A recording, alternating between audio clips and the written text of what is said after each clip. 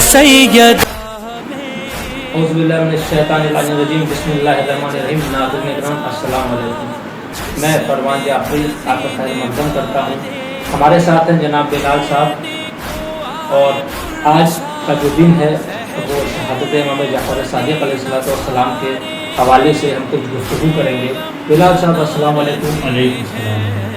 قبلہ امام جعفر صادق علیہ السلام کی سیرت کے حوالے سے کچھ باتیں بتائیں. لا حول ولا قوة الا بالله العلی العظیم. اعوذ باللہ من الشیطان الرجیم. بسم اللہ الرحمن الرحیم. بهم نتولى ومن اعدائهم نتبرأ الى اللہ. اما بعد صدق اللہ العلی العظیم. دیکھیں، یقیناً آج کا دن پرآشوب، ماحول ہی پرآشوب ہے. آج کا دن کسی عاشورے سے کم کا دن نہیں ہے، کیونکہ یہ انہی کی اولادوں میں سے ہیں جن کی شہادت آج ہے. لہٰذا اور امام جعفر صادق علیہ السلام کی سیرت دیکھیں، سیرت اسیرو بسیرت جدی رسول اللہ.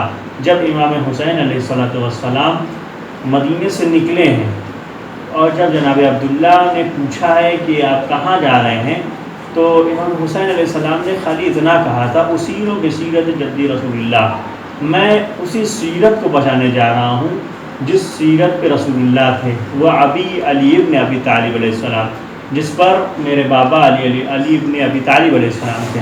دیکھیں، اگر امام جعفر صادق علیہ السلام ان کی اولادوں میں سے ہیں تو یقیناً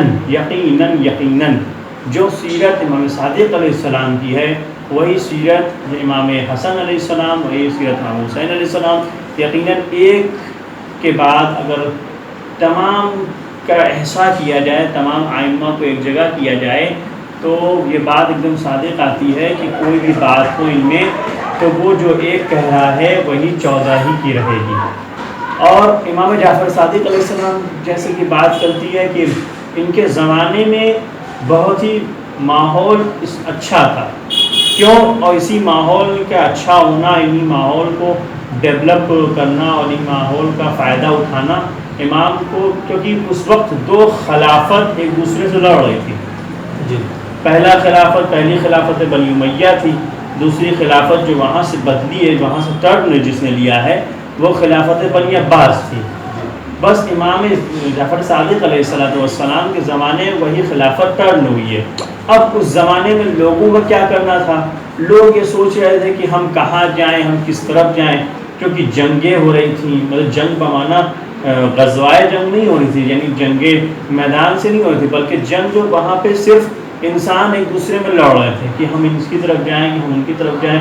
کیونکہ بنی عباس کمیونٹی وائز جنگ ہو رہی تھی، کیونکہ انسانیت اس وقت بڑے ہی پرآشوب ماحول سے گزر رہی تھی. جیسے آج کا ماحول ہے تو اتنا پرآشوب، یہ فیصلہ کرنا مشکل ہو رہا ہے کون صحیح ہے کون غلط ہے، ہم کدھر جائیں. مشکل ہو رہا تھا بنی عباس طرف جائیں اور بنی امیہ کی طرف جائیں. مگر مولا یہی تو میں بتانا چاہتا ہوں، مولا نے اس معاملے میں دخل اندازی کی ہی نہیں. اچھا مولا نے اس معاملے میں کوئی بات ہی نہیں کی.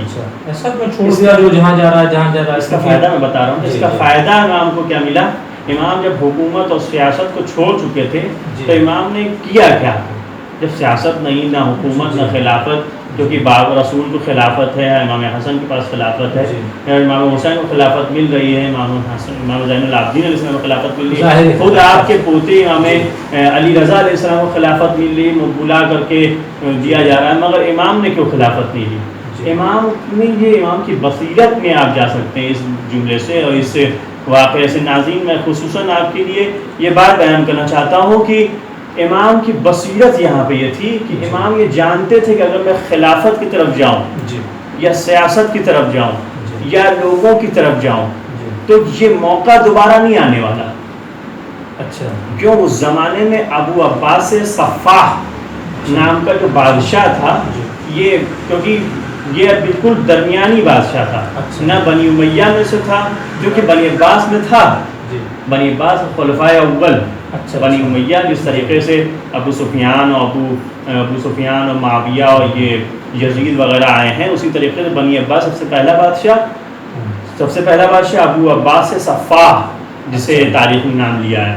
اس کے بعد کا جس سے امام کو کوئی بھی دقت نہیں تھی. خصوصی بات یہاں پہ بہت ہی اچھی بات ہے، امام کو کوئی بھی اس سے امام کو کوئی بھی تکلیف ہو، کوئی بھی رسپانسبلٹی انسان امام کو کچھ نہیں تھی، کوئی پریشانی امام کو نہیں تھی، مگر امام نے دیکھا، بصیرت دیکھا کہ کوئی بھی پریشانی کا ماحول نہیں ہے، جس طریقے چوتھے امام کے زمانے میں دیکھیں کہ پریشانی کن ماحول، تیسرے امام کو قتل کرنے کے بعد بھی ان کے پیچھے جاسوس لگا دیے گئے، اور امام کو کہا کہ جاسوسوں سے کہا گیا کہ امام کا پیچھا کرتے رہو، امام کو دیکھتے رہو کہ کہیں یہ تبلیغ دین نہ کرے۔ اسی طریقے سے امام جعفر صادق علیہ السلام کے زمانے میں ایسا کچھ نہیں تھا، مگر یہ کہ امام نے اس وقت کا بہت ہی زیادہ فائدہ اٹھایا، جس سے امام کو ڈائریکٹ اور انڈائریکٹ روایت کہتی کہ 4000 شاگرد 4000 شاگرد امام کو اس وقت حاصل ہوئے، یعنی 4000 شاگرد کا مطلب یہ کہ امام کھلے طور پر جو اپنے آپ کو ظاہر کرتے کہ ہم امام کے شاگرد ہیں خود اس ماحول میں، ہاں خود کئی ہزار 4000 شاگرد ملے جو کہتے رہے کہ ہاں ہم امام کے شاگرد ہیں اور ہم امام سے تعلیم، اور یوں کہ جیسے کہ امام رضا علیہ السلام کے دور میں دیکھیں جو بھی لوگ امام سے پوچھنے آتا تھا، وہ موسیٰ اشعری جو آتے تھے لوگ پوچھنے، تو وہ تقیہ اور توریہ کے طور پہ آتے، نہیں چھپ چھپا کر کے آتے تھے، چھپ چھپا کر کے آتے تھے اور امام سے سوالات کرتے تھے، امام سے جوابات حاصل کرتے تھے۔ مگر امام کے زمانے میں جتنے بھی 4000 افراد تھے وہ بالکل کھلم کھلا اور یوں سامنے سے آ کر کے امام سے پوچھتے تھے، اور ادھر کوئی بھی مسئلہ نہیں رہتا تھا۔ مگر جب اس کے بعد جو بادشاہیت تبدیل ہوئی ہے، یہ جب ابو عباس صفاح جب ختم ہوا ہے دنیا سے، دنیا پانی سے ختم ہوا ہے، تب اس کے بعد جو منصور دوانقی آیا ہے اس نے امام کو اذیت پہنچائی، اس نے امام کے اوپر بہت ہی اذیت کی، اس کی وجہ سے امام کے شاگردوں میں کمی ہوئی، پھر امام کے کتنے ہزار امام کے شاگرد غلام سب سے زیادہ قتل کیے گئے، لعنت ملعون ہے وہ شخص، یقیناً ملعون اللہ کی لعنت ہوتی ہے ایسے لوگوں پر جو دین اسلام اور ان لوگوں پر، ان مقدسات پر حملہ ور ہوتے ہیں جو اللہ کے کار میں، اللہ کے کار تبلیغ میں رکاوٹ پیش کرتے ہیں۔ یقیناً اب کیا ہے، امام کے زمانے میں اسی سلسلے سے ایک شخص تھا، سیرت ہے امام کی، اب یہاں سے ہمیں اور آپ کو یہ سیکھنا چاہیے اس شخص سے جس کا نام امام روایت نے عنوان بصری کے نام سے درج کیا ہے۔ وہ ایک مرتبہ بہت ہی پریشان تھا، کیونکہ امام اس وقت اس جگہ پر تھے نہیں جہاں پہ وہ رہا کرتا تھا، بصرہ سے آیا ہوا تھا مدینے، تو امام مدینے میں نہیں تھے۔ بہرحال امام اس زمانے میں کہیں گئے ہوئے تھے، تو کچھ سالوں تک وہ بصرہ جب آیا تو کچھ سالوں تک مالک جو ان کے خلفاء ہیں، مالکی جن سے چلے ہیں لوگ، جن سے خلفاء مالکی لوگ چلے ہیں، ان سے وہ درس حاصل کرتا رہا، کئی دن تک وہ درس حاصل کرتا رہا۔ اس کے بعد امام کے زمانے میں جب امام اس جگہ پر آئے تو اس نے کہا کہ مالک سے ان سے میں درس حاصل کر رہا ہوں، اس سے اچھا ہے کہ امام سے درس حاصل کروں، ڈائریکٹ امام سے۔ اس کی ذہنیت تھی، وہ سوچنے لگا کہ ہاں بہت اچھا ہے۔ اب وہ اٹھا اور جانے کے بعد امام سے ملاقات کی، امام سے سوالات کیا، امام کو کہ امام کا درس چلتا تھا، امام کی تبلیغ چلتی تھی، تو امام سے باتیں چلتی رہی۔ اب ایک دن ہوا، 2 دن ہوا، 3 دن، روایت کرتی کہ کچھ دنوں کے بعد امام نے کہا کہ یہ بتاؤ آخر تم میرے پاس کیوں آتے ہو؟ جاؤ جس کے پاس تعلیم حاصل کرتے تھے ہم سے پہلے جا کر کے اس کے پاس حاصل کرو تعلیم، آخر وجہ کیا ہمارے پاس آتے ہو؟ تو اس نے کہا کہ مولا ہمارا دل آپ سے مغیر ہوتا ہے اور آپ ہی طرف ہمارا دل جاتا ہے، لہٰذا آپ ہی ہمیں تعلیم دیں۔ مگر امام نے کہا کہ میرے اور بھی کام کاج رہتے ہیں، میرے اور بھی وظیفے ہیں، میرے اور بھی عمل ہیں، میری نمازیں ہیں، یہ روایت کا جملہ میں پیش کر رہا ہوں، روایت عربی ہے، بہرحال میں ملی نہیں مجھ کو، ورنہ میں ناظرین آپ کے سامنے پیش کرتا، مگر روایت کا جملہ ہے کہ امام نے ایسا کہا۔ اس کے بعد ڈائریکٹلی امام نے منع کر دیا کہ ہم آپ کو جو ہے درس نہیں، ڈائریکٹلی منع تو نہیں کیا، ڈائریکٹلی منع یعنی کہ جاؤ یہاں سے، تم ڈائریکٹلی منع کر دیا، ڈائریکٹلی کہا، منع بھی نہیں کیا، یہ تو خاصیت ہے، منع بھی نہیں کیا اور کہا بھی نہیں کہ تم جاؤ یا رہو۔ اب اس طریقے کے لہجے آپ دیکھیں جس سے لگتا ہے کہ انسان کو لگ رہا سامنے میں منع کر رہا ہے، مگر امام کیا آپ یہ سمجھ سکتے ہیں امام کے بارے میں کہ امام پاس تعلیم اور اب تبلیغ منع منع کر دیں، امام تبلیغ کے لیے دین کے لیے منع کر دے، جو یہ کہتے ہوئے نظر آتے جن کے سے یہ سیرت نکلی ہے کہ تم ایک حرف دوسرے کو دو اللہ 10 حرف تم کو دے گا، تم ایک حرف دوسروں کو تعلیم حاصل کو تم دو اللہ تمہاری جنت میں گھر بنائے گا. ایسی ایسی روایتیں نکلی ہیں کہ یقیناً لاکھوں ہزاروں اس سلسلے سے ہزاروں روایتیں. ناظرین وقت زیادہ ہو جائے گا لہٰذا میں بہت جلدی نکال رہا ہوں کہ جیسے ہی امام نے کہا کہ آپ جائیے یہاں سے، جس سے پہلے ہم سے پہلے جہاں پر آپ درس حاصل کرتے تھے وہیں حاصل کریے. یہ اٹھے اپنی جگہ سے اور جانے کے بعد گھر میں بیٹھ گئے. اچھا گھر میں بیٹھے کچھ دن تک روتے رہے، پریشان کن حالات ہو گئے. مسجد گئے، مسجد میں نماز پڑھی، بس واجبات بس عمل انجام دیا اور آ کر گھر میں بیٹھ گئے، روتے رہے. پھر کچھ دن کتنا تڑپ گئے تھے نا، چاہنے والا ایسا ہونا چاہیے کہ امام ہٹا بھی دے تو مگر امام سے غداری نہ کرے. مگر اگر کوئی آ کر کے امام اس موقع پر کوئی آ کر کہہ دیتا کہ تم امام نے ہٹا دیا اور ہماری طرف آ جاؤ تو وہ آ سکتا تھا، مگر ایسا ہوا بھی ہوگا، بہرحال تاریخ کی روایتوں میں ہوگا، مگر اس نے کوئی بھی ایسا قدم نہیں اٹھایا جس سے اللہ اور امام ناراض ہوتے. مگر اس کے بعد جیسے ہی وہ پریشان رہا، محبت رہی دل میں، آل محمد کی مودت رہی. بہرحال اس کے بعد کچھ دن کے بعد وہ پریشان رہا، بہت زیادہ پریشان. ایک مطلب وہ مسجد میں آیا، آنے کے بعد دعا کرتا ہے. اس نے 2 جملہ کہا اللہ سے، یا اللہ میرے امام کا دل نرم کر دے میرے لیے. بڑا سنگین ہے، بڑا ہی اسفردہ جملہ ہے. کہتا کیا ہے کہ یا اللہ میرے امام کا دل میرے لیے نرم کر دے. اور دوسرا جملہ کیا کہتا ہے، یا اللہ میں امام سے تعلیم حاصل کرنا چاہتا ہوں جو تو نے دی. کیا دعا دیکھیں، اللہ سے دعا کر رہا ہے کس کے لیے؟ ان کے لیے جس سے یہ محبت کرتا ہے. اب آج کا زمانہ لوگ اپنے لوگوں لباب میں پریشان ہیں، لوگ رہتے ہیں، گاڑی دے، بنگلہ دے، گھر دے. یہ بہرحال ہے، یہ دعائیں کرتے ہیں. ہم لوگ خود نماز میں جاتے ہیں تو اللہ کے لیے، اس دنیا کے سلسلے سے دعائیں بہت زیادہ دنیا فانی کی ہر لب و لبا میں پریشان ہے. ہم نہیں سوچتے کہ ہمارا گھر اچھا ہو جائے، یہ درس لینا چاہیے. یہ امام کی سیرت ہے. امام کی سیرت کا معنی ابو عنوان بصری کی سیرت ہے. امام بصری 2 کلمہ کہا، 2 جملہ کہا. پہلا جملہ کیا ہے ناظرین؟ پہلا یہ کہتے ہیں کہ اللہ میرے لیے امام کا دل نرم کر دے، اور دوسرا مجھے وہ تعلیم حاصل کر، مجھے اس میں سے کچھ تعلیم حاصل کر دے، مجھے کچھ دے دے جو امام کو دیا ہے. اب وہ شخص آیا آنے کے بعد امام کے در پہ، کیونکہ اللہ سے دعا کیا تھا نا، اللہ سے بڑا کون چیز ہے، اللہ سے بڑا کون ہو سکتا ہے. اب جب وہ آیا ہے اللہ کے در سے ہٹ کر کے وجہ اللہ کے در پر آیا، یعنی امام کے در پر آیا ہے، تو ایک مرتبہ امام کے در پہ آنے کے بعد دق الباب کیا. اب غلام باہر نکلا. غلام باہر نکلنے کے بعد کہتا ہے کہ کیا ہوا؟ کہا کہ مجھے امام سے ملاقات کرنی ہے.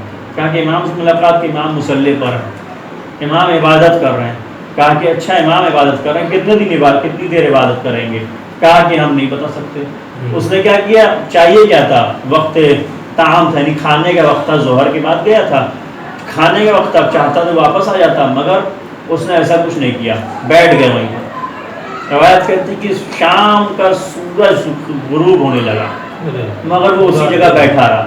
یہ عشق آل محمد ہے جو اس کو اسی جگہ پر بیٹھایا رہا، اور توکل الہی ہے کہ اللہ سے دعا کر کے آیا تھا اور امام کے در پر آیا تھا. محبت آل محمد ہے، مودت آل محمد ہے. امام کے پاس بیٹھا رہا، اسی در پر بیٹھا رہا. ایک مطلب غلام جو ابھی گیا تھا کچھ گھنٹوں پہلے، وہ واپس آیا، آنے کے بعد کہتا ہے کہ امام نے تم کو طلب کیا ہے. ایک مرتبہ وہ شخص خوش ہوا، ابو عنوان بصری خوش ہوئے، اور خوش ہونے کے بعد آنے کے بعد امام کے بارگاہ میں بیٹھ گئے. امام بیٹھے ہوئے ہیں، یہ بیٹھا ہوا ہے. ایک مرتبہ عنوان بصری نے دل میں یہ کہا کہ اللہ نے مجھے کہا کہ امام نے یہاں پہ ایک سوال کیا، یہ بتاؤ کہ آخر کیا چاہتے ہو، آخر کون سی بات تم یہ چاہتے ہو، آخر کون سا کلمات چاہتے ہو، آخر کیا چاہتے ہو جو میں تمہیں دے دوں. کہا کہ کچھ نہیں مگر میری اللہ نے مجھے یہ تو آج یقین ہو گیا کہ اللہ نے میری دونوں دعا سن لی، جس کی ایک دعا کا اثر مجھے دکھ گیا، اب دوسرے دعا کا اثر مجھے دکھنے والا ہے۔